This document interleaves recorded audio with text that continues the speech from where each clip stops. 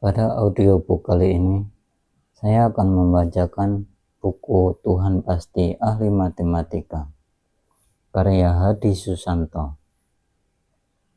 Kita langsung memasuki daftar isi. Daftar isi matematika mukjizat yang kita telantarkan. Pengantar penulis. Bab 1. Skala tentang matematika. Apa ada yang baru di matematika? Zat alir dan $1.000.000 Amerika. Matematikawan gila. Matematika adalah puisi. Siapa penerima hadiah Nobel di bidang matematika? Nobel Matematika. Bahasa keren. Kalkulus persahabatan. Combat. Berpikir dahulu, mungkin tertawa kemudian. Matrix dan The Matrix. Tuhan Pasti Ahli Matematika. Bab 2. Terapan matematika. Difusi populasi. Tunjukkan bahwa semua benda jatuh ke bawah. Kucing itu binatang omnivora.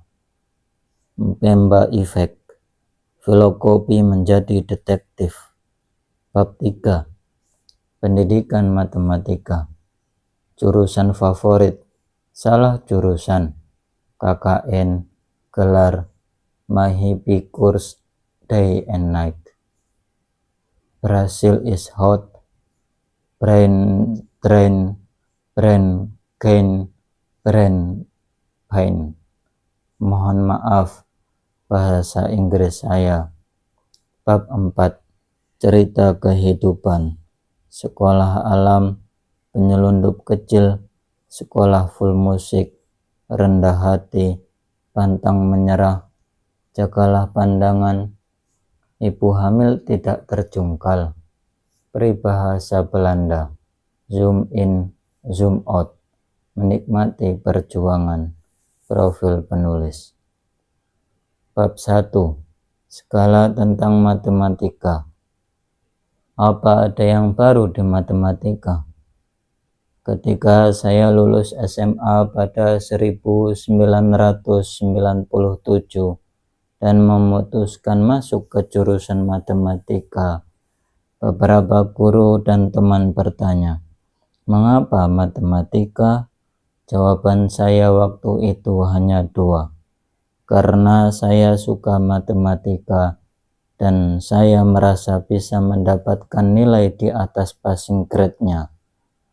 Jawaban kedua tentu saja yang paling penting waktu itu, karena bagi saya lolos ujian masuk perguruan tinggi negeri UMPTN mungkin dapat diartikan lolos dari lubang jarum seleksi kehidupan. Masuk perguruan tinggi bergengsi cenderung diartikan penghidupan yang layak setelah lulus kuliah. Walaupun kenyataannya tidak selalu demikian.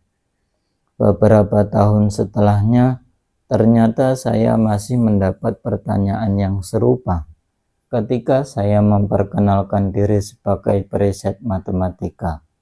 Riset matematika? Apa ada yang baru dari matematika? Bukankah 1+1 sama dengan 2 selamanya?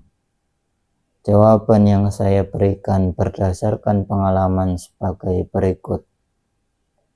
Penelitian di bidang matematika bisa dikategorikan menjadi 2 kelompok berdasarkan motivasi penelitian tersebut.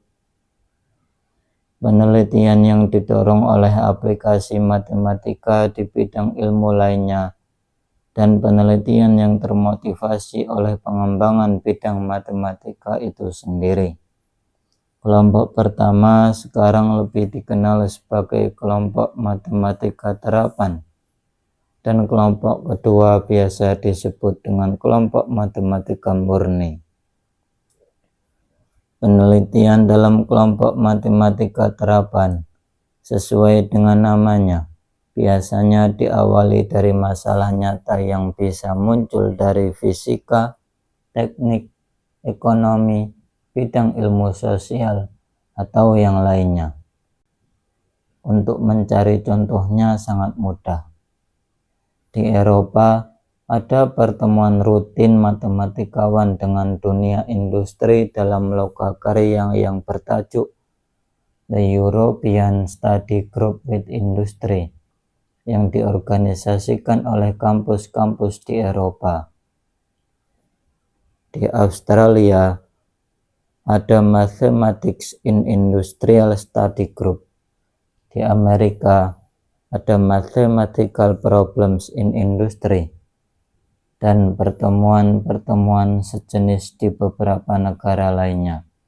Di dalam pertemuan ini pihak industri mempresentasikan masalah-masalah yang mereka hadapi yang sering kali membutuhkan metode matematika baru. Karena itu tidak jarang dalam proses merumuskan persoalan-persoalan nyata tersebut ke dalam persamaan matematika, metode matematika baru ditemukan atau bahkan tercipta subbidang ilmu baru yang berbeda dan terpisah dari yang sudah ada. Semakin tinggi kita sekolah dan belajar, semakin tidak jelas batas antara satu bidang ilmu dan bidang ilmu lainnya. Sampai jumpa di episode selanjutnya.